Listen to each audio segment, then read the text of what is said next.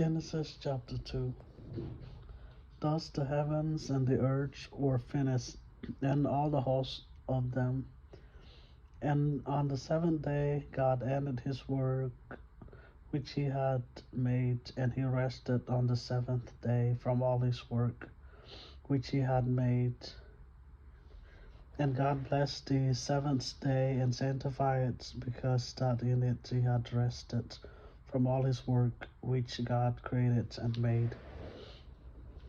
These are the generation of the heavens and of the earth when they were created, in the day that the Lord God made the earth and the heavens, and every plant of the field before it was in the earth, and every herb of the field before it grew. For the Lord God had not caused it to rain upon the earth, and there was not a man to till the ground. But there went up a mist from the earth, and watered the whole face of the ground.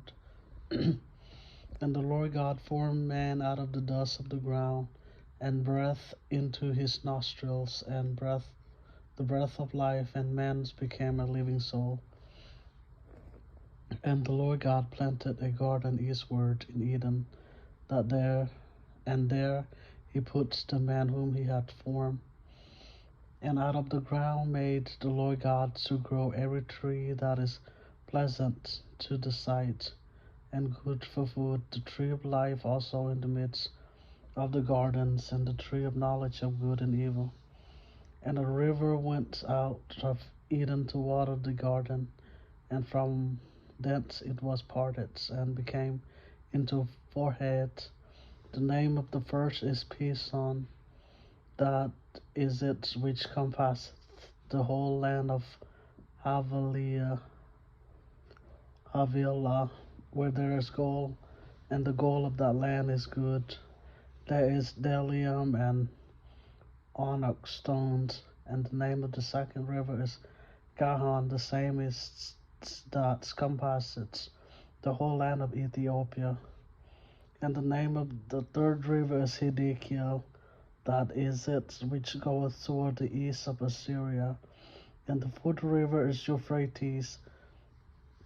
And the Lord God took the man and put him into the garden of Eden to dress it and to keep it. And the Lord God commanded the man, saying, Of every tree of the gardens thou mayest freely eat, but of the tree of the knowledge of good and evil thou shalt not eat of it, for in the day that thou eatest thereof thou shalt surely die.